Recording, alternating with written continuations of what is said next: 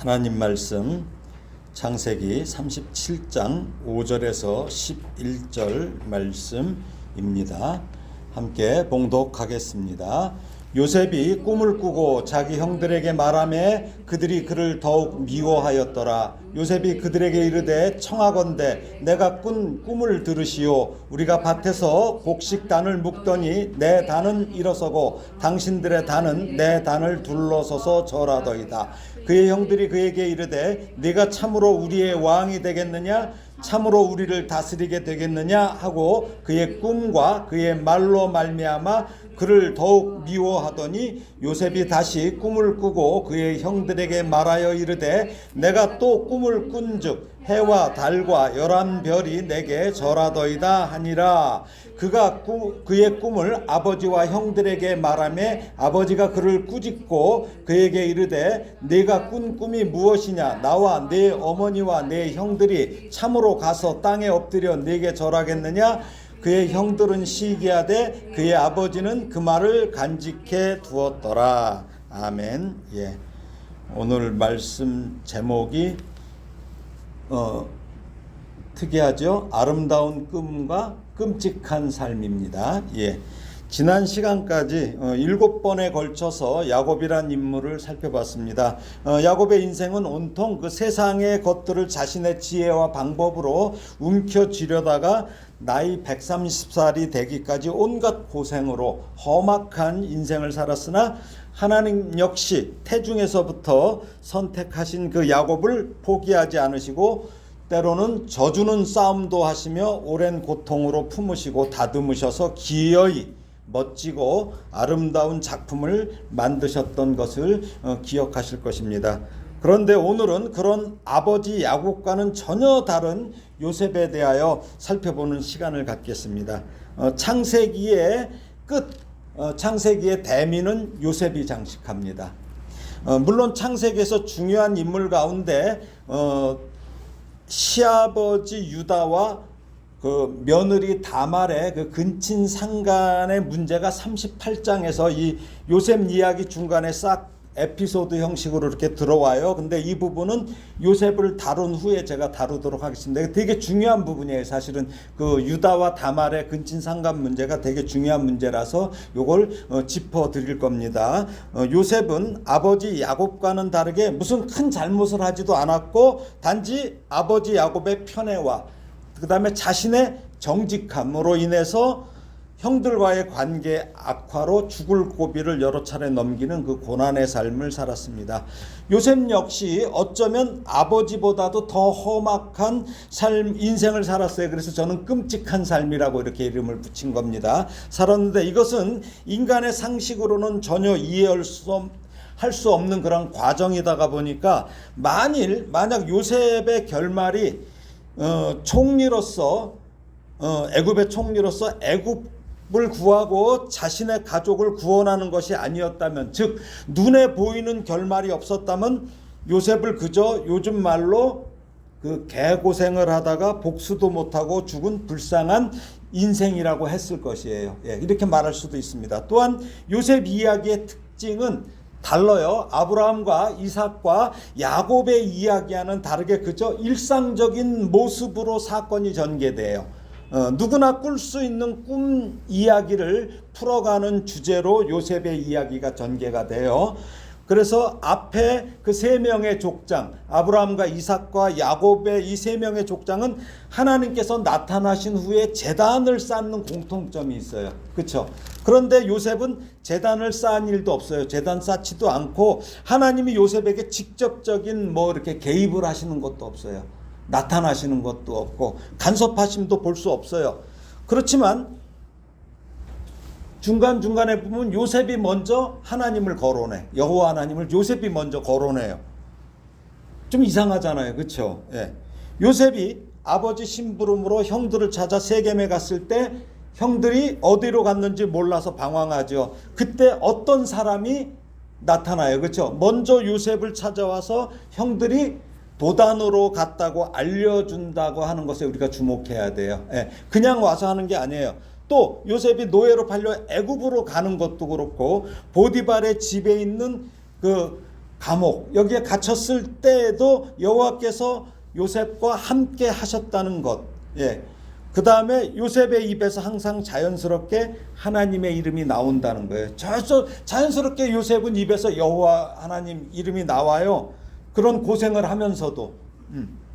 요셉의 아버지 그 야곱의 인생은 어때요? 그의 말처럼 내가 이 에고, 이게 나라는 강한 자아 때문에 험악한 세월을 보냈던 그 파란만장인데 반해 요셉의 인생은 우리가 알 수 없는 이유로 세 번의 곡절과 변화를 겪게 돼요. 세 번의 곡절. 첫 번째는 노예로 팔려가고, 두 번째는 죄수가 되고, 세 번째는 총리가 되죠. 예. 그래서 이를 시편 105편에서 이걸 잘 설명하고 있어요. 시편 105편을 보게 되면은 시편 105편은 아브라함부터 이스라엘 백성들이 가나안에 정착하기까지의 역사를 아브라함의 언약을 바탕으로 그 놀라운 그 기사와 심판 이런 걸 행하신 하나님의 권능을 찬양하는 거에서부터 이렇게 쭉 나와요. 자, 한번 잠깐 읽어볼까요? 시편 105편 12절에서 15절 말씀입니다. 한번 읽어볼게요. 시작. 그때에 그들의 사람 수가 적어 그 땅에 나그네가 되었고 이 족속에게서 저 족속에게로 이 나라에서 다른 민족에게로 떠돌아다녔도다. 그러나 그는 사람이 그들을 억압하는 것을 용납하지 아니하시고 그들로 말미암아 왕들을 꾸짖어 이르시기를 나의 기름 부은 자를 손대지 말며 나의 선지자들을 해하지 말라 하셨도다. 예, 이게 뭐냐면 하나님께서 아브라함에게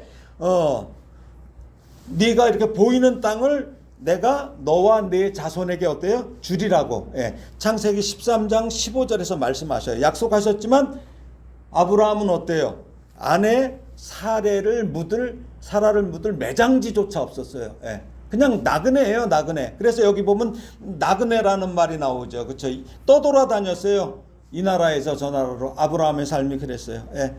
그러니까 매장지 한 평도 없을 정도로 나그네로 살았고, 야곱도 어때요? 기근으로 인해서 그의 자손들이 애굽으로 내려가잖아요. 결국은 거기 가나안 땅을 약속하셨는데 또 내려간다는 얘기죠. 예. 그때에 70명의 적은 수, 그쵸, 인원이 내려갔어요. 그렇게 애굽에서 살다가 400년 후에 이제 출애굽해서 여호수아 때에야 나그네에서 벗어나요. 그러니까 되게 오래 걸려요. 하나님의 약속의 그 기간이. 우리가 볼 때는 왜 이렇게 걸려요? 우리 눈앞에 다 보일 때 해주시면 좋잖아요. 그렇지 않다는 거죠. 특별히 이스라엘 백성이 애굽에서 나올 때 하나님은 당신의 언약 백성을 보호하시고 이방 민족이 보면 해를 입히지 못하도록 막으시죠. 이것이 뭐예요? 이것은 하나님이 이 언약 백성들은 하나님의 언약 안에서 보호받아야 할 존재라는 것을 말하는 거예요. 예.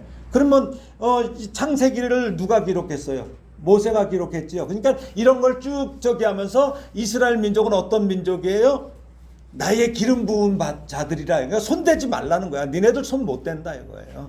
이 얘기하는 거야. 그러니까 거기서 나왔어요. 그래서 가나안 땅을 가는데 40년을 헤매요. 또 광야에서. 그러면서도 거기 들어가는데도 뭐예요? 하나님의 약속은 반드시 이루어진다. 이루어진다. 그래서 모세가 이걸 기록하는 이유가 바로 이런 거예요. 그리고 이제 뭐냐면 시편 105편 16절에서 23절을 보게 되면 이스라엘의 자손들, 그러니까 야곱의 자손들이 애굽에 내려가는 일에 하나님께서 요셉을 대제국의 그 당시에 가장 강대국이죠. 이 애굽의 총리로 만드신 과정과 또 요셉을 어떻게 사용하셨는지를 증거하고 있어요. 그래서 시편 105편 16절을 읽으면 이렇게 나와요. 읽어볼까요? 시작. 그가 또 그 땅에 기근이 들게 하사 그들이 의지하고 있는 양식을 다 끊으셨도다. 여기 그 땅의 기근은 뭐예요? 애굽과 가나안 뭐 이쪽 지역의 7년의 풍년 후에 7년의 그 흉년 있죠.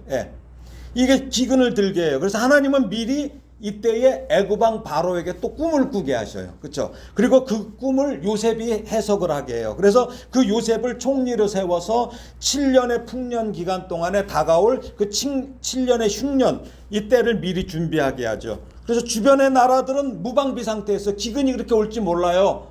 몰라. 그렇죠? 그러니까 요셉만 알아. 요셉하고 바로만 알아요. 그러면서 이걸 준비했어요. 그래서 그들이 이제 양식을 구하러 애굽으로 갈 때에 주변의 나라들이 다 글로 갔단 말이죠. 야곱의 가족들도 애굽으로 간 그 일을 계기로 이스라엘 자손이 애굽에 거주한 사건을 말하는 거예요. 그래서 그가 또 여기 보면은 시편 기자는 분명히 그가 누구예요? 하나님이죠. 예. 하나님이 그 땅에 기근이 들게 하셨다는 거예요. 하나님께서. 즉 사람의 눈으로 볼 때는 7년의 풍년과 7년의 기근을 자연현상처럼 보였지만 그것이 어떻습니까? 하나님께서 개입하시고 계심을 분명히 알려주시기 위해서 애굽의 왕 바로가 꿈을 꾸게 해요. 그래서 바로의 꿈을 통해서 계시해 주셔요. 그리고 애굽의 점술가와 거기에 현인들이라고 나오는 사람들은 모두 불렀어. 바로가 처음에. 근데 그 꿈을 해석을 해요, 못해요? 못해요. 해석을 못해요. 결국 요셉을 통해서 해석을 하도록 하신 거죠. 예. 그리고 바로 그때를 위해서 채색 옷을 입은 어린 요셉을 노예로 보내신 거예요. 그래서 보내시며 한편으로는 야곱에게는 요셉은 그렇게 보내시면서 한편으로는 야곱에게는 하나님 이외의 자식이나 그 무엇도 우상으로 삼지 않도록 하는 마지막 훈련을 시키시잖아요. 예. 이걸 갖다 우리말로는 일석이조라고 하죠. 하나님은 여러 가지 방법으로 일을 하셔요. 그렇죠? 예. 그렇습니다. 그래서 어떻게 말해요? 그래서 17절 보니까 시편 105편 17절이에요. 한번 읽어볼까요? 시작. 그가 한 사람을 앞서 보내셨으며 요셉이 종으로 팔렸도다. 그러니까 표면적으로는 형들이 요셉을 미워해서 팔아버렸어요. 그렇죠? 그러나 이 실상은 뭐예요? 하나님께서 요셉에게 사명을 주셔서 파견하셨다는 것인데 처음에는 요셉 자신도 몰랐죠. 이거 큰일 났잖아요, 갑자기. 예. 그래서 요셉은 종의 신분이 됐어요. 예. 노예의 신분이었고 요셉을 애굽에 먼저 가게 한 이 사건의 주어는 누구예요? 요셉이에요? 그의 형들도 아니에요. 요셉도 아니고 그의 형들도 아니고 보니까 그러니까 뭐냐면 그라는 하나님이 주어예요. 그러니까 하나님이 하셨다고 시편 105편에서 이렇게 정확하게 얘기하고 있어요. 여기 보면 보내셨으며 라는 말이 나오는데 이건 이제 샬라우 해갖고 그가 누군가를 보내는 것이 아니라 무언가 특별한 사명을 부여하여 파견한다는 뜻이에요. 이 말의 의미는 즉 요셉이 애굽의 노예로 팔려간 실상은 하나님께서 요셉에게 사명을 주셔서 애굽으로 파견하신 것이라는 의미예요. 네, 하나님께서. 그러니까 외형적인 모습은 아버지 야곱의 편애와 형들의 미움 때문이지만 그 이면에는 택하신 백성 이스라엘을 인큐베이팅을 해야 돼. 이걸 하기 위해서 보호하시기 가장 적당한 곳이 애굽이야. 그래서 구속사의 주역으로 삼으시기 위한 하나님의 오묘하신 섭리가 있었던 것입니다. 이는 오래전 자식도 없었던 아브라함에게 애굽의 이주는 물론 출애굽까지 하나님께서 예언하셔요. 그게 창세기 15장에 쭉 나오죠. 예. 그래갖고 4대 만에 돌아올 것이다. 이 말씀하시죠. 예. 바로 이거 미리 벌써 그때 아무것도 없을 때 아브라함에게 벌써 예언하신 거 이거를. 그러니까 하나님은 뭐예요? 쭉 계획표대로 이렇게 해 나가시는 거예요. 근데 우리는 모르죠, 그거를. 예. 즉 하나님께서는 이스라엘로 하여금 큰 민족을 이루게 하시며 약속의 땅 가나안의 주인이 되게 하시려고 요셉을 그 가족들보다 먼저 애굽으로 내려가도록 섭리하셨던 것이에요. 즉 사람의 관점으로는 요셉은 어떻게 된 거예요? 팔린 것이죠. 사람의 관점으로는 팔린 것이지만 하나님의 관점으로는 보내심을 받은 거야, 요셉이. 예, 다르죠? 예. 우리도 그래요. 어떤 시험을 만나요. 그러면 우리는 보통 시험 당했다고 하죠. 시험은 만나는 거야, 우리가. 그쵸? 사람의 관점은 당한 거야. 그렇지만 만나는 거예요. 하나님의 섭리 안에서는. 그 믿음을 가지시면 우리가 시험을 이기기가 훨씬 쉽죠. 예. 우리는 하나님의 관점에서 주어진 상황을 바라볼 때 좀 더 인내할 수 있고 평안 가운데 거할 수 있어요. 그렇지 않으면 어떻게 할 수가 없어요. 분노도 일어나고. 그러므로 성도는 하나님의 관점에서 상황과 사건을 바라보는 영안이 열려야 되고 믿음이 있어야 합니다. 자, 그런데 이제 요셉을 어떻게 보내셔요? 이게 이제 시편 105편 18절 19절입니다. 읽어볼까요? 시작. 그의 발은 착고를 차고 그의 몸은 쇠사슬에 매였으니 곧 여호와의 말씀이 응할 때까지라. 그의 말씀이 그를 단련하였도다. 여기서부터가 중요해요. 사실 요셉처럼 정직하고 성실한 사람은 없어요. 그가 이런 성품을 가지게 된 것은 아버지 야곱의 특별 교육 때문이었을 거예요. 아버지 야곱의. 아마 요셉은 말을 배우면서부터 아버지 야곱에게 자신의 가문의 어떤 특별함을 교육받았을 거예요. 그렇죠? 아버지가 교육했어요. 하나님께서 특별히 요셉의 증조 할아버지지. 아브라함 때부터 선택하시고 그 하나님이 약속하신 복과 은혜를 누리며 살아가는데 지금은 우리 수요가 아주 적지만 아브라함에게 분명히 그때 뭐라고 말씀하셨어요? 창세기 12장 2절 3절에 내가 너로 큰 민족을 이루고 내게 복을 주어 내 이름을 창대하게 하리니 너는 복이 될지라. 너를 축복하는 자에게는 내가 복을 내리고 너를 저주하는 자에게는 내가 저주하리니 땅의 모든 족속이 너로 말미암아 복을 얻을 것이라 하신지라. 이 말씀을, 하나님의 말씀을 아브라함은 이삭에게 얘기했고 이삭은 야곱에게 얘기한 걸 야곱은 요셉이 어렸을 때부터 끼고 돌면서 이야기를 계속해. 넌 특별한 존재야. 우리는 특별한 가문이야.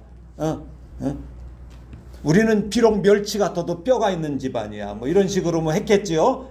특별하단 말이에요. 뼈 없는 낙지보다는 뼈 있는 멸치가 낫다는 거죠. 이런 식으로 얘기했을 거예요. 이렇게 할아버지 이삭과 아버지에게서도 하셨던 말씀을 요셉의 귀에 못이 박히도록 해주었을 거예요. 또 하나님이 누구신지, 하나님이 원하시는 것은 무엇인지, 하나님의 백성은 어떻게 살아야 하는지 이런 이야기를 아버지에게 줄곧 들었던 요셉은 그런 가운데 어느 날 꿈을 꾼 거죠. 그런 얘기를 다 들은 어느 날. 근데 그 꿈이 너무 놀라워요. 그래서 그걸 형들에게 말을 한 거죠. 그게 이제 오늘 본문의 말씀이죠. 요셉이 한번 읽어볼까요? 다시. 요셉이 꿈을 꾸고 자기 형들에게 말하며 그들이 그를 더욱 미워하였더라. 요셉이 그들에게 이르되 청하건대 내가 꾼 꿈을 들으시오. 우리가 밭에서 곡식단을 묶더니 내 단은 일어서고 당신들의 단은 내 단을 둘러서서 절하더이다. 그의 형들이 그에게 이르되 내가 참으로 우리의 왕이 되겠느냐, 참으로 우리를 다스리게 되겠느냐 하고 그의 꿈과 그의 말로 말미암아 그를 더욱 미워하더니 요셉이 다시 꿈을 꾸고 그의 형들에게 말하여 이르되 내가 또 꿈을 꾼즉 해와 달과 11별이 내게 절하더이다 아니라. 그가 그의 꿈을 아버지와 형들에게 말하며 아버지가 그를 꾸짖고 그에게 이르되 네가 꾼 꿈이 무엇이냐. 나와 네 어머니와 네 형들이 참으로 가서 땅에 엎드려 네게 절하겠느냐. 그의 형들은 시기하되 그의 아버지는 그 말을 간직해 두었더라. 이제 이건 나중에 시간 나면 말씀드리는데 여기 보면 네 어머님은 뭐예요? 라헬은 죽었을 때 아니에요. 그래서 요것 때문에 이제 신학자들의 그 의견이 많은데 요건 나중에 제가 또 한번 정리해 드릴게요. 이렇게 된 거예요. 그러니까 어떻습니까? 꿈을 한 번도 아니고 두 번이나 꾼다는 것은 어떤 얘기일까요? 그 꿈의 확실성을 의미하죠. 그러니까 애고방 바로도 7년의 풍년과 흉년에 대한 꿈을 몇 번 꿔요? 2번 꾸잖아요. 많은 사람들은 요셉이 꾼 꿈을 형제들에게 말한 것은 어때요? 많은 거의 목사님들이나 이런 분들도 요셉의 조심스럽지 못한 행동이라고 말들을 해요. 멍청하다느니 뭐 이런 얘기를 해요. 또 아버지 사랑에 취해서 자만심이 들어서 그런 행동을 했다는 등의 말을 합니다.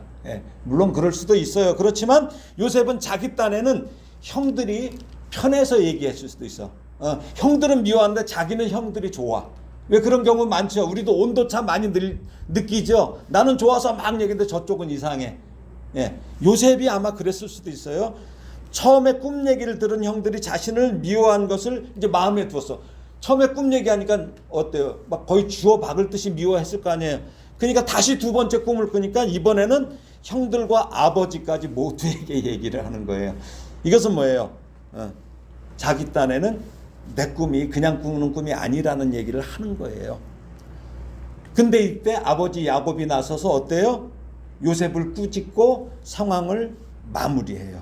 그러니까 여기 꾸짖고라는 말, 가르라는 그 히브리어는 이게 그냥 꾸짖는 정도가 아니라 비명을 지를 정도로 엄하게 책망하다라는 뜻이에요. 그러니까 형제들 볼 때는 아주 된통 제대로 혼난 거야. 그렇죠? 뜻으로 이처럼 야곱이 요셉을 꾸짖은 이유는 첫 번째는 어때요? 그 어떤 상황에서도 형이 동생들에게, 특히 부모가 자식에게 엎드려 절한다는 것은 있을 수 없었기 때문이죠. 첫 번째는. 두 번째는 뭐예요? 그 꿈 이야기로 인해 형들의 그 질시를 방지하는 거죠. 그리고 혹여 요셉의 자만심도 없애기 위해서였을 것이에요. 그렇죠? 그렇지만 야곱은 어때요? 그 말을 간직해 두었다고 했죠. 예, 여기 간직해 두었다라고 했는데 원어 간직하다 샤마르 어때요? 우리 많이 듣죠? 많이 듣죠? 우리 샤마르 전부 같은 의미예요. 지키다라는 의미예요. 여기에 의미인데 마음에 새겨두고 두고 생각했다.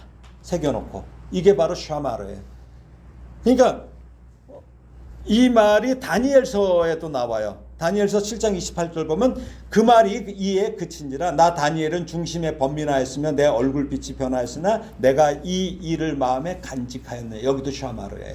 그러니까 뭐냐면 이 말씀에서 다니엘이 네 짐승에 대한 환상을 보고 나서 그로 인해서 중심에 번민하고 얼굴빛이 변할 정도로 충격을 받았지만 다니엘은 그 내용을 마음에 간직하였다는 말과 야곱이 간직해 두었다는 말이 같은 단어예요. 그러니까 야곱 자신도 꿈에 의해서 계시를 받은 영적 경험이 있죠. 자기도 꿈에서 계시를 받았잖아요. 야곱도. 그러니까 그 꿈이 하나님께서 주신 것임을 알고 겉으로는 요셉을 책망하긴 했어도 그 꿈이 평범하지 않음을 깨닫고 그 꿈을 마음에 이렇게 놓고 요셉의 미래를 지켜보고자 했던 것입니다. 그런데 어떻습니까? 꿈은 자기가 원한다고 꾸어져요? 자기가 원한다고 꾸어지지 않아요. 여러분 오늘 저녁에 내가 어떤 꿈을 꾸겠다고 마음을 먹으면 그 꿈 꾸어져요? 야 오늘은 내가 어디 가서 어떤 꿈을 꿔? 전혀 아니에요. 그렇지 않습니다. 정신분석학자 그 프로이트는 그에 져서 꿈의 해석에서 보면 꿈에 대해서 자신의 연구 결과를 그의 이론으로 주장하지만 성경에서는 꿈은 뭐예요? 하나님의 계시를 전달하는 중요한 통로로 분명히 말씀하고 있어요. 그런 정신분석학자들하고는 달라요. 그래서 성경은 꿈의 해석을 통해 하나님의 뜻을 분별하는 지혜를 제시하는 거예요. 그러므로 요셉이 꾼 꿈은 사실 하나님의 꿈이죠. 하나님의 비전을 요셉에게 보이신 거예요. 그 꿈의 완성을 위해서 요셉을 도구로 사용하시겠다는 의미예요. 사실 요셉의 그 꿈의 내용만으로는 뭐예요? 요셉 자신에게는 정말 너무나 멋지잖아요. 형들이 다 절하고 엄마 아버지도 절하고 정말 멋지고 아름다울 수밖에 없는 귀한 꿈이에요. 그래서 우리도 그런 꿈 꾸기를 바라요. 그래서 요셉이라는 이름을 많은 부모가 자녀에게 지어줘요. 애지간한 사람 요셉 다 있어요. 외국에 조셉도 요셉이고 그렇죠? 요셉 많아요. 베드로 이름도 많죠. 그렇게 되기를 바라서 뭐 그냥 요한 뭐 다 있어요. 오죽하면 예수님의 양아버지도 요셉이잖아요. 마리아 남편도 그렇죠. 그러나 그 꿈이 이루어지기까지의 과정에서 요셉의 삶은 어때요? 아름다운 꿈이 아니라 오늘 설교 제목처럼 끔찍한 삶이었어요. 이를 시편 105편 18절 19절이 아까 말했죠. 그의 발은 착고를 차고 그의 몸은 쇠사슬에 매였으니 곧 여호와의 말씀이 응할 때까지니라. 그의 말씀이 그를 단련하였도다. 좀 문 좀 닫아주세요. 사람은 안 들어오고. 자, 요셉은 자신의 꾼 꿈을 형들에게 말한 것이 그들의 미움을 사고 형들에게 목숨을 잃고 예굽의 노예로 팔릴 정도라는 생각은 전혀 하지 못했을 거예요. 그러나 형제들은 아버지 그 편에 그 다음에 시기심으로 옷 따로 입히는 것도 막 사람이 그러는데 그 전에 한번 제가 영상 보여줬죠. 원숭이 그 차별하는 영상 보여줬죠. 원숭이도 차별받으면 막 승질내는데 한 뱃속에서 어떤 한 아버지 그 자녀들이 차별을 하니까 얼마나 시기심이 있겠어요. 하나님의 꿈을 사실은 형제들은 자기들의 시기심 때문에 그게 볼 수 있는 능력이 안 되니까 하나님의 꿈을 막으려고 한 거예요. 그러니까 하나님의 꿈을 막는 자들이 된 거죠. 그런다고 하나님이 그걸 못 이루셔요? 이루시죠. 요셉은 비록 노예로 팔려갔으나 애굽의 친위대장 보디발의 집에서 정직하고 성실하며 지혜롭게 일했어요. 결국 그래서 어디까지 올라가요? 가정 총무의 자리까지 오르게 돼요. 요즘으로 얘기하면 뭐 사무장 정도 되겠죠. 뭐 어마어마한 자리예요. 이방의 노예가. 그렇죠? 자, 이 부분이 창세기 39장 3절에서 6절입니다. 한번 읽어보겠습니다. 그의 주인이 여호와께서 그와 함께 하심을 보며 또 여호와께서 그의 범사에 형통하게 하심을 보았더라. 요셉이 그의 주인에게 은혜를 입어 섬김에 그가 요셉을 가정 총무로 삼고 자기의 소유를 다 그의 손에 위탁하니 그가 요셉에게 자기의 집과 그의 모든 소유물을 주관하게 한 때부터 여호와께서 요셉을 위하여 그 애굽 사람의 집에 복을 내리심으로 여호와의 복이 그의 집과 밭에 있는 모든 소유에 미친지라. 주인이 그의 소유를 다 요셉의 손에 위탁하고 자기가 먹는 음식 외에는 간섭하지 아니하였더라. 요셉은 용모가 빼어나고 아름다웠더라. 예, 무슨 말이에요? 이방인 보디발도 알아봐요. 이방인 보디발도 요셉의 하나님 여호와께서 요셉과 함께 하심을 보았고 요셉을 자신의 집 가정 총무로 삼아서 자기의 집과 그의 모든 소유물을 주관하게 한 때부터 여호와께서 어때요? 요셉을 위하여, 누구를 위하여? 보디발을 위하여, 요셉을 위하여 애굽 사람의 집에 복을 내리심으로 여호와의 복이 그의 집과 밭에 있는 모든 소유에 미친 것이에요. 여기 좀 아까 우리가 읽었지만 어때요? 빨간 거로 제가 표시했죠. 여호와께서가 4번이나 나와요. 예. 요셉과 함께 하셨다. 이거 반복적으로 사용된 건 뭐예요? 이 일이 우연한 게 아니라는 거예요. 그게 아니라 여호와 하나님의 특별하신 일하심을 나타내려는 의도로 창세기 저자가 여호와께서를 4번이나 이 짧은 구절에서 이렇게 기록한 거예요.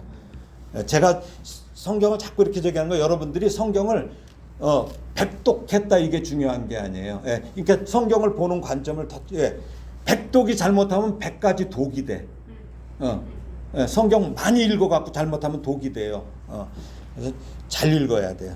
그래서 아마 요셉은 하나님이 주신 꿈이 점차 이루어지고 있다는 생각을 했을 거예요.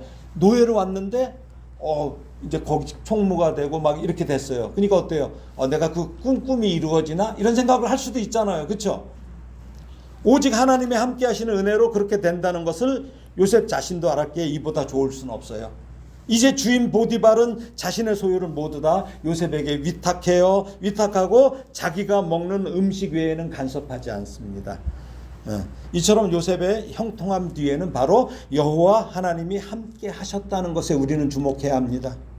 요셉의 타고난 지혜와 성실도 하나님께서 함께 하시는 도움이 없으면 어때? 아무리 성실해도 이룰 수 없다는 것을 창세기 저자는 전하기 위함이에요.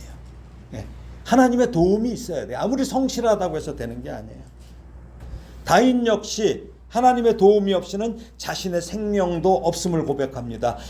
시편 27편 9절에 보면 이렇게 나오죠. 읽어볼까요? 주의 얼굴을 내게서 숨기지 마시고 주의 종을 노하여 버리지 마소서. 주는 나의 도움이 되셨나이다. 나의 구원의 하나님이시여 나를 버리지 마시고 떠나지 마소서. 예, 사울을 피해서 도망하던 시기에 쓴 이 시편 27편에서 다윗은 자기를 쫓는 사울이 아니라 하나님께 집중하고 있는 거예요. 그러니까 자기를 쫓는 건 사울인데 하나님께, 하나님이 나의 도움이라는 거예요. 그래서 하나님께 도움을 구하고 있습니다. 또 있죠. 시편 40편 17절도 요 40편도 다윗의 시인데 한번 읽어볼까요? 나는 가난하고 궁핍하오나 주께서는 나를 생각하시오니 주는 나의 도움이시오 나를 건지시는 이시라. 나의 하나님이여 지체하지 마소서. 시글락과 아말락을 격파한 후에 극한 상황에서 하나님의 도움으로 자기가 구원받은 경험을 감사하면서 찬양하는 내용이에요. 모든 것은 뭐예요? 자기가 잘나서 아니에요. 잘나서 아니에요. 우리는 딱 한 번 잘났어요. 어머니가 이 세상에 내보낼 때 죽지 않고 잘났어. 나머지는 다 하나님의 은혜예요. 네. 그래서 시편 121편 이 시를 다윗의 시로도 보지만 또 그렇게 안 보는 경우도 있는데 많이 알잖아요. 여러분 이 시 읽어볼까요? 내가 산을 향하여 눈을 들리라. 나의 도움이 어디서 올까? 나의 도움은 천지를 지으신 여호와에게서로라. 여기 시편 120편부터 134편까지를 갖다가 성전에 올라가는 노래라는 표제가 붙어 있어요. 시편은. 이 시는 이스라엘 백성들이 절기 때 예루살렘 성전을 방문할 때 불렀던 노래들을 이렇게 모아놓은 게 바로 이 부분이에요. 여러분도 전 부탁합니다. 새벽에 혹시라도 기도는 안 하시더라도 눈 딱 뜨면 먼저 내가 산을 향하여 눈을 들리라. 나의 도움이 어디서 올까? 나의 도움은 천지를 지으신 여호와에게서로다 라고 읊조리며 하루를 시작하시길 권면합니다. 이게 얼마나 중요한데, 인생의 어려움을 만날 때 우리의 도움은 그 어려움보다 그 더 크신 여호와께 있음을 우리는 기억해야 됩니다. 이제 애굽의 노예로 팔려간 요셉이지만 하나님과 도우심과 권능은 어때요? 요셉이 애굽에 있던 어디에 있던 애굽에서도 하나님은 역사하시는 하나님이 아니에요. 역사하시는 하나님이에요. 그러니까 그곳에서도 역사하심을 보게 되는데, 제가 늘 말씀드리지만 이것이 바로 뭐예요? 하나님의 숨은 변수예요. 숨은 변수. 그러니까 숨은 변수라는 것은 하나님의 함께 하심이에요. 이거는 믿는 사람들 외에는 몰라. 그래서 우리는 어떤 일이 있을 때 빙긋이 웃을 수 있어요. 숨은 변수를 알기 때문에. 이 하나님의 숨은 변수는 지금도 여러분과 함께 하시며 역사하심을 믿으시기 바랍니다. 요셉의 지혜와 이 성실성을 본 보디발은 그것이 사람만의 타고남으로 인한 것이 아님을 본 것이에요. 보디발도 봤어요. 요셉은 애굽의 신이 아니라 자신의 하나님 여호와를 항상 말하면서 살았던 거예요. 거기서. 그렇죠? 어린 나이에 맡은 임무를 완수했을 것입니다. 그래서 보디발은 여호와란 신이 요셉을 도와준다고 믿게 되었고, 그런다고 그가 여호와를 믿어요? 그렇지는 않아요. 믿게 되었고, 그의 지혜와 성실과 정직함과 그와 함께 하시는 여호와로 인하여 요셉을 더욱더 신뢰하는 거죠. 그래서 보디발은 요셉을 자기 집의 가정 총무로 삼고 자기의 모든 소유를 다 요셉의 손에 위탁했는데, 바로 이때부터 요셉을 위해서 그 애굽 사람의 집에 복을 아주 쏟아 부어 주시는 거죠. 그래서 여호와의 복이 그의 집과 그의 밭에 있는 모든 소유에 미치게 하셨습니다. 이게 정말 미칠 정도로 미쳤나 봐. 그렇죠? 미치게 하셨어요. 저는 이 부분의 말씀을 정말 좋아합니다. 여러분이 무엇을 하시든 여러분의 지혜와 성실과 정직함이 모든 사람들에게 인정받기를 원합니다. 한 가지를 더 추가하고 싶어요. 넉넉함입니다. 여러분 넉넉해지시기를 주님의 이름으로 축원합니다. 넉넉함은 복의 근원이 하나님이란 사실을 믿는 하나님의 자녀에게서 나올 수 있는 미덕이에요. 왜? 내가 줘도 하나님이 또 주시니까 나는 괜찮아. 넉넉함이 있는 거예요. 이게 미덕이야. 이런 일들 통해서 하나님께서 여러분과 함께 하신다는 것을 주변의 모든 분들이 보게 하고 알게 하여 복을 나누게 되기를 주님의 이름으로 축원합니다. 자, 여기 요 부분도 잠깐 보고 들어갈 거예요. 자, 창세기 39장 6절 상반절인데 한번 읽어볼까요? 자, 쭉 한번 같이 읽어보겠습니다. 시작. 주인이 그의 소유를 다 요셉의 손에 위탁하고 자기가 먹는 음식 외에는 간섭하지 아니하였더라. 요 부분이에요. 애굽 사람들은 히브리 사람과 음식을 따로 먹었어요. 같이 먹지 않았어요. 그 이후로 그 애굽 사람들의 깊은 종교적인 신념, 자기네들, 그리고 사회적인 계급 의식, 또 이방인에 대한 편견, 그리고 생활 방식에서 차이에서 오는 어떤 일종의 차별도 있었는데, 애굽 사람들은 어때요? 이게 43절에 보면 요셉도 이렇게 해주죠. 창세기 43장 32절 한번 읽어볼까요? 그들이 요셉에게 따로 차리고 그 형제들에게 따로 차리고 그와 함께 먹는 애굽 사람에게도 따로 차리니 애굽 사람은 히브리 사람과 같이 먹으면 부정을 입음이었더라. 이 표현처럼 어때요? 따로 이렇게 부정하다는 생각을 했기 때문에 따로 이렇게 먹었어요.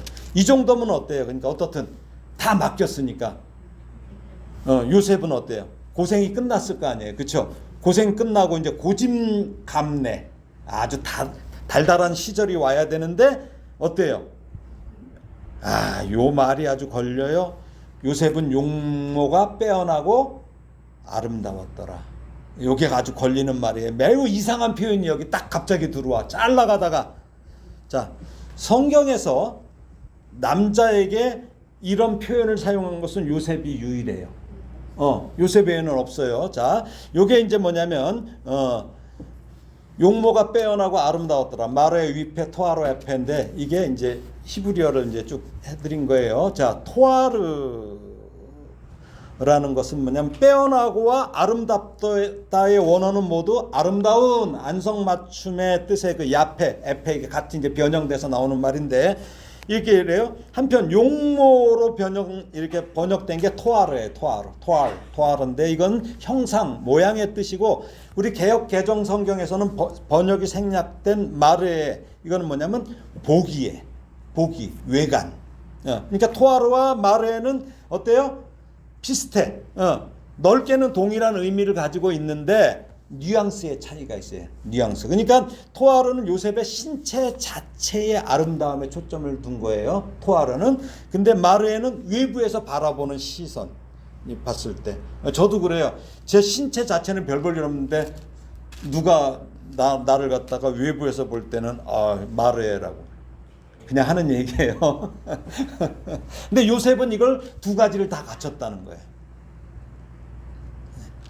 그러니까 요셉의 외모는 신체 자체뿐만 아니라 균형미 이런 것뿐만 아니라 사람들이 보기에도 멋있고 아름다웠던 것이에요.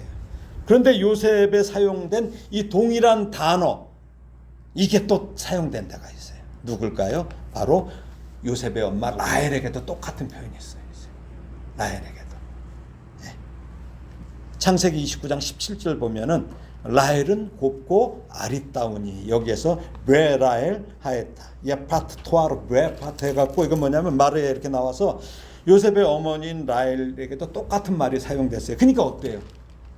요셉이 어머니 라헬의 아름다운 용모를 닮았을 것으로 추측이 돼요. 그러니까 야곱이 14년을 그렇게 죽도록 그렇죠. 얼마나 아름다웠으면. 예? 그러니까 그 라헬에게서 난 아들이 또 그렇게 이쁘니까 어때요? 끼고 돌죠. 그러니까 우상이 되잖아요. 예. 그래서 요거를 찾아보면서 이제 요런 게 나왔을 때 저도 깜짝 놀랐어요. 예. 어머니나 아들에게나 똑같은 단어가 사용됐어요.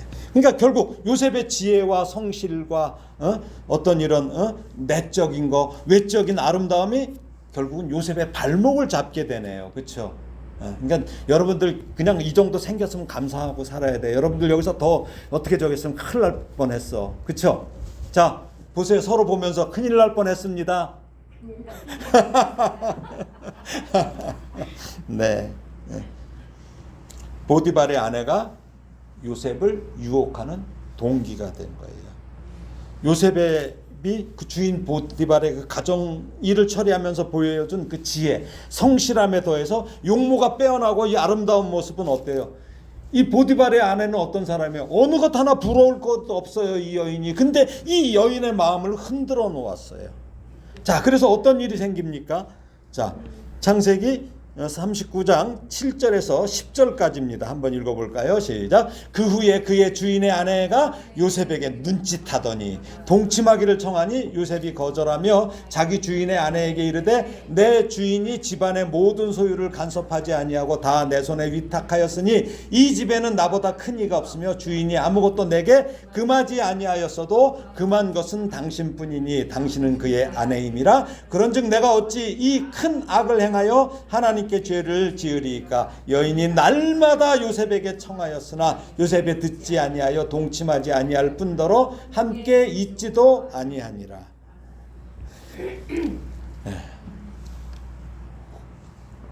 걸리는 말들이 많죠. 날마다.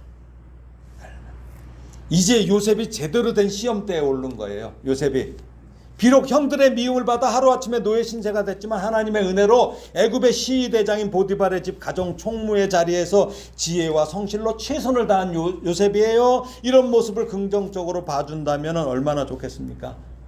그런데 보디발의 아내는 이런 요셉을 보고 성적 욕망이 타올랐어요. 그래서 자신과 동침하기를 청해요. 그것도 언제? 어쩌다 한번? 날마다. 이거 피곤해요. 예?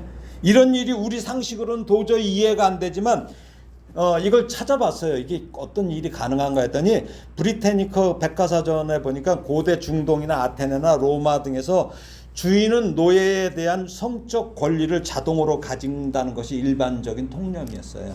예, 그래서 여주인이 노예에게 성적으로 집착하거나 강요하는 경우도 있었고, 반대로 노예가 여주인의 요구를 거절하기가 어려웠어요. 왜? 죽여버리니까. 그러니까 거절은 심각한 처벌이나 죽음으로 이어질 수 있었기 때문이에요. 그러니까 요셉은 거절해도 죽고, 거절하지 않으면 보디발에게 죽고, 이런 상황으로 지금 들어온 거예요, 사실은요. 그러니까 요셉의 이야기는 당시 사회의 이 어두운 현실인 노예와 주인 간의 어떤 성적 착취가 실제로 존재했음을 보여주는 어떤 그런 문학적인 증거일 뿐만 아니라, 그런 맥락에서 요셉의 하나님께 대한 그 정직함 때문에 요셉의 이 도덕적 저항은 뭐예요? 자신의 목숨을 건 행동이에요. 목숨 거는 거예요. 그러니까 하나님의 뜻을 따르는 것은 목숨을 거는 행동이에요. 예, 여러분, 그 전에 제가 그런 얘기 했었죠. 옛날에 한동안에 교회 건축이 되게 심한 적이 많았죠. 그때 꼭 부흥사들이 교회에 와서 집사님들한테 그랬어요. 집사가 왜 집사인 줄 알아? 집을 걸어야 집사야, 뭐 이랬어요. 그럼 목사는 뭘까요? 목을 걸어야 돼요. 목을 걸어야 되는 게 목사예요. 요셉은 자신에게 주어진 선을 결코 넘지 않았어요. 그 이유는 주인에 대한 정직과 함께 어려서부터 꿈을 주신 그 하나님께 대한 확신이 있었기 때문이에요. 이게 중요합니다. 요셉의 판단 기준은 하나님이에요. 그 세태가 그렇게 갈 수도 있어요. 근데 주인이 보지 않는 것도 중요치 않아요. 단지 은밀히 보시는 하나님이 가장 중요했어요, 요셉에게. 비록 노예의 신분이지만 요셉은 하나님이 함께 하시는 것을 느끼며 그 하나님과 동행하는 삶을 살았던 것입니다. 자, 이제 그렇게 해서 끝나면 되는데 그렇게 끝이 납니까? 그렇지 않지요. 예, 창세기 39장 11절부터 쭉 읽어보겠습니다. 20절까지예요. 읽어보겠습니다. 시작. 그러할 때 요셉이 그의 일을 하러 그 집에 들어갔더니 그 집 사람들은 하나도 거기에 없었더라. 그 여인이 그의 옷을 잡고 이르되 나와 동침하자. 그러나 요셉이 자기의 옷을 그 여인의 옷에 버려두고 밖으로 나가매 그 여인이 요셉이 그의 옷을 자기 손에 버려두고 도망하여 나감을 보고 그 여인의 집 사람들을 불러서 그들에게 이르되 보라, 주인이 히브리 사람을 우리에게 데려다가 우리를 희롱하게 하는도다. 그가 나와 동침하고자 내게로 들어오므로 내가 크게 소리 질렀더니 그가 나의 소리 질러 부름을 듣고 그의 옷을 내게 버려두고 도망하여 나갔느니라 하고 그의 옷을 곁에 두고 자기 주인이 집으로 돌아오기를 기다려 이 말로 그에게 말하여 이르되 당신이 우리에게 데려온 히브리 종이 나를 희롱하려고 내게로 들어왔으므로 내가 소리질러 불렀더니 그가 그의 옷을 내게 버려두고 밖으로 도망하여 나갔나이다. 그의 주인이 자기 아내가 자기에게 이르기를 당신의 종이 내게 이같이 행하였다 하는 말을 듣고 심히 노한지라. 이에 요셉의 주인이 그를 잡아 옥에 가두니 그 옥은 왕의 죄수를 가두는 곳이었더라. 요셉이 옥에 갇혔으나. 자, 여기 참고되는 그 그림을 찾아보니까 많은 화가들이 그렸더라고요. 근데 지금 요 그림은 되게 좀 그래도 건전하게 그렸어요. 다른 화가들의 그림은 거의 뭐 이렇게 보디발의 아내를 다 벗은 모습으로 다 그렸더라고요. 그래서 교회에서는 또 그걸 보여드리긴 또 그러고 그래서 제가 그 중에서 제일 그래도 괜찮은 그림을 이렇게 가져왔습니다. 그렇게 도덕적으로 정직하게 살았지만 여주인의 집착은 결국 요셉을 막다른 골목으로 몰고 갔죠. 11절에 보면 그 집의 사람들은 하나도 없었다는 말은 뭐예요? 여주인이 자기의 내실 쪽, 여주인이 있는 내실 쪽에 사람이 없었다는 것이죠. 예. 그러니까 여주인은 어떻게 보면 이런 상황을 자기가 만들었을 수가 있어요. 그렇죠? 그리고 요셉을 유혹하러 한 것으로 보이는데 그 여인의 적극적인 행동에서 알 수 있죠. 그렇죠? 예. 잡아 끌잖아요. 예. 그러자 안주인에게도 복종할 의무가 있는 노예 요셉의 처지에서 유혹에 대항할 수 있는 유일한 방법은 뭐예요? 그 여인에게서 도망치는 거예요.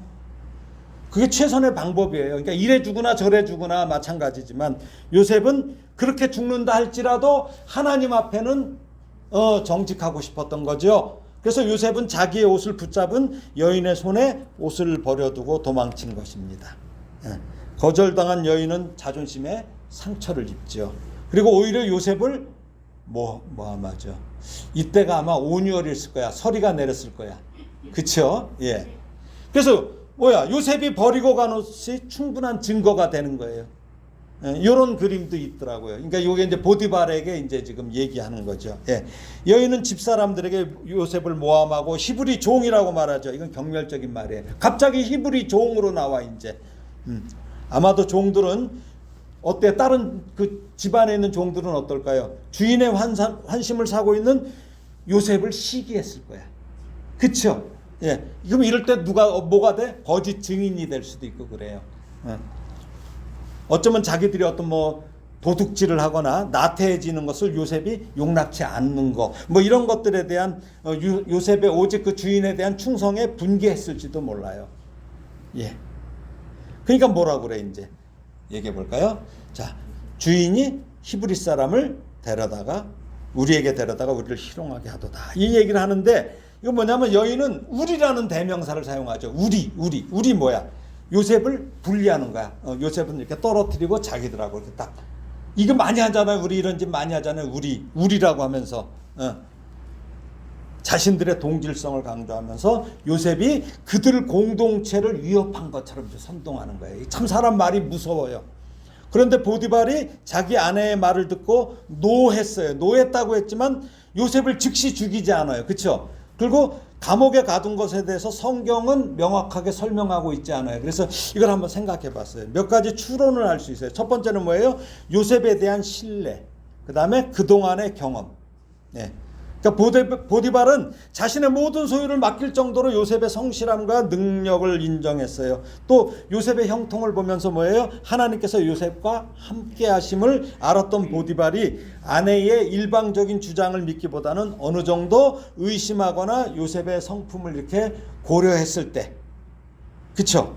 만약 아내의 말을 100% 믿었다면 노예가 주인의 아내에게 이런 짓 했단 뭐예요? 바로 죽여버려도 상관이 없어요. 근데 그렇게 안 했다는 거야. 자, 두 번째는 뭘까요? 아내의 평판 또는 이전의 행동에 대한 의심이 들 수도 있어요. 이게 한두 번 그랬겠어요, 이 사람이? 그렇잖아요. 그런 의심이 들 수도 있어요. 성경에 직접적인 언급은 없어요. 그러나 보디발의 아내의 성품이나 행동에 대해서 남편이 어느 정도 알 수는 있어요. 여자만 다 이렇게 예민하게 아는 거 아니야. 남자도 알 수 있어요. 그렇죠? 그래서 아내의 주장이 과장되거나 사실과 다를 수 있다는 의심을 품을 수 있어요. 또 하나가 있어요. 이게 체면과 명예 문제예요. 보디발은 바로의 그 시대장이라는 고위직 인물이었잖아요. 근데 만약 자신의 집에서 노예가 자기 아내를 겁탈하려 했다는 사실이 외부에 알려지면 어떻게 돼요? 자기 명예에 큰 손상이 갈 것을 우려해서 즉시 죽이는 것보다 일단 감옥에 가두는 것이 그리고 가두고 나서 상황을 조용히 본 다음에 처리하고 자신의 가문의 수치를 최소화하는 방법이었을 수도 있어요. 또한 요셉이 자신의 신뢰를 받던 총무였기 때문에 요셉이 그런 죄를 지었다는 것은 뭐예요? 그런 사람을 임명했다는 자기한테 판단력에도 문제가 있다고 하죠. 지금 대통령이 장관들 임명하는데 막 문제가 되잖아요. 근데도 막 밀어붙이려고 했던 게 왜 그래요? 왜 그런 사람을 했어? 그 소리 안 들으려고 했는데 결국은 그렇게 되죠. 똑같아요. 왜 저런 사람을 가정총무로 삼았어? 이 얘기가 되는 거죠. 네 번째는 뭐예요? 사건의 진실에 대한 미심쩍음이 있었죠. 비록 아내가 요셉의 옷을 증거로 제시했지만 보디발은 요셉이 옷을 두고 도망갔다는 사실과 아내가 소리 지른 상황 등을 종합적으로 판단했을 거예요. 예. 시위대장 아무나 하겠어요. 그렇죠? 생각이 깊겠죠. 요셉이 강제로 겁탈을 했다면 옷을 버려두고 도망가지 않았을 수도 있다는 점. 예. 왜? 힘이 누가 더 세요? 요셉이 세요? 여인이 세요? 예? 요셉이 훨씬 세죠. 예. 그러니까 미심쩍죠. 성경은 침묵해요. 그렇지만 요셉도 또 자신의 무죄에 대해서 변호했을 거야. 자신도. 저 그러지 않았습니다. 이런 얘기 했을 거야. 성경은 그런 거에 대해서 아무 침묵하고 있어요. 이것이 바로 주인이 아내의 고발에 대한 진실성을 의심했을 거예요. 가장 중요한 게 뭘까요? 저는 하나님이 개입하셨대. 있다고 생각을 해요. 하나님께서 보디발의 마음에 요셉의 도덕성에 대한 확신을 주셔갖고 자신의 여러 가지 상황을 살피려고 그러면서 옥에 가둔 것으로 이렇게 볼 수 있어요. 그러니까 제가 이렇게 왜 그래요? 성경에 안 나오는 부분들도 이제 여러분들은 제 설교를 듣고 이런 수준이 높은 성도들은 여러 가지를 성경을 보라는 거예요. 예. 그렇게 보게 될 때는 그 누구에게 어떤 이단이나 이런 말에도 넘어가지를 않게 돼요. 예. 그래서 제가 이렇게 깊이 들어가는 거예요. 아무튼 요셉은 어때요? 죄를 짓지 않으려고 유혹을 거절한 대가로 오히려 감내할 수 없는 고통을 받게 돼요. 감옥에서 수없이 자책도 하고 하나님께 항변도 했을 거예요. 그렇잖아요. 잘못한 게 없잖아. 애굽에 오기 전에는 정직하고 성실해서 형들의 잘못을 아버지에게 고해서 형들에 의해서 구덩이에 갇혀요. 그 옥이랑 똑같은 현상이잖아요. 죽을 고비를 넘겼는데 이번에는 주인에게 정직하고 성실하며 도덕적임에도 오히려 감옥에 갇히고 죽을 고비에 빠졌어요. 정말 이해가 되지 않습니다. 육신의 아버지에게 성실한 결과 노예로 팔렸고 여호와 하나님 영적인 아버지를 경외하는 마음으로 주인의 일을 성실하게 감당했고 주인 보디발의 아내의 유혹을 뿌리쳤다면 상을 받고도 남아야 할 행위에 대해서 돌아온 것은 감옥에 갇혀 몰라 자신은 죽을 수도 있다는 생각을 했을 거예요. 아, 정말 하나님이 계시기는 한 걸까? 인생이 꼬여도 어찌 이렇게 꼬여갖고 풀어질 방법이 없는데 요셉은 과연 어떤 마음이었을까요? 과연 어떤 마음이었을까요? 이를 앞서 읽었던 이 부분을 제가 또 말씀드리는 거예요. 시편 105편 18절 19절 뭐예요? 그의 발은 착고를 차고 그의 몸은 쇠사슬에 매었으니 곧 여호와의 말씀이 응할 때까지라. 그의 말씀이 그를 단련하여 도달했는데 여기서 보면 몸의 원어의 뜻은 혼이야. 혼. 나프쇼. 네페시 여기 나오죠? 나프쇼. 이거 혼이야. 혼. 그리고 쇠사슬은 철을 가리켜요. 철. 그러니까 뭐야? 요셉의 혼이 생명이 철에 이렇게 찔려서 꼬였어. 마치 무슨 꽂히고 오뎅처럼 꼬여 있다는 거예요. 요셉이 지금 그런 상태라는 거야. 근데 이걸 누가 꼬아놨어요? 하나님이. 하나님. 옴짝달싹 못해. 마치 물고기가 작살에 맞아서 이렇게 딱 꽂힌 채로 펄떡이는 모습이 바로 요셉의 모습이에요. 그런데 그런 모습의 삶을 언제까지 한다고 그래요? 언제까지? 여호와의 말씀이 아유 한장하겠네. 그쵸? 예. 계속된다는 말씀이에요. 하나님이 무능해서 요셉이 노예로 팔리는 것을 막지 못하신 게 아니라는 거예요. 보디발의 집에서 그토록 성실하고 그렇게 살면서 정직하게 하나님을 기억하며 살았던 것을 하나님이 외면하신 것도 아니라는 거예요. 이게 하나님이 하셨다는 거예요. 억울한 옥살이도 요셉이 영적으로는 하나님의 마음까지 잘하는 거야. 그리고 점차 여기서 대제국 애굽의 총리의 영역을 갖추도록 하나님께서 그를 어떻게 하셨다고요? 단련하셨도다. 환장하는 거죠. 그래도 모르니까. 말씀을 정리합니다. 하나님이 일하시는 방법은 다양합니다. 야곱과 같은 유형은 그런 유형대로 하나님이 깎고 다듬으셔서 아름다운 작품을 만드셔요. 그러나 요셉과 같은 유형도 있습니다. 자신의 의지와 관계없이 하나님께서 그의 혼을 마치 작살에 깨어서 옴짝달싹 못하게 하시고 작품을 만들기도 하시는 거예요. 그런데 여기서 중요한 것은 야곱은 악하고 요셉은 선하지 않다는 거예요. 우리가 이걸 기억해야 돼요. 아담의 원죄 이후 의인은 하나도 없다는 것이에요. 우리의 관점과 기준으로 선과 악을 나누고 등급을 매기는 것은 하나님의 관점과는 너무 차이가 큽니다. 여러분의 삶은 어떻습니까? 야곱과 같습니까? 아니면 요셉과 같습니까? 야곱이든 요셉이든 깎여야 하는 존재입니다. 단련돼야 하는 존재입니다. 깎이지 않을 방법은 없습니다. 덜 깎였다면 저나 여러분도 아직 더 비명을 질러야 할 수도 있습니다. 아니, 당연히 비명을 지를 일이 있을 것입니다. 그러니 우리의 삶이 동굴 속에 갇힌 것 같아서 기도하는 소리도 동굴 속에서 울리는 것 같고 아픈 캄캄한 것 같으며 그동안 흘린 눈물도 많은데 아직도 더 흘려야 할 것 같습니까, 여러분? 근데 저는 오히려 이 말씀에서 위로를 받습니다.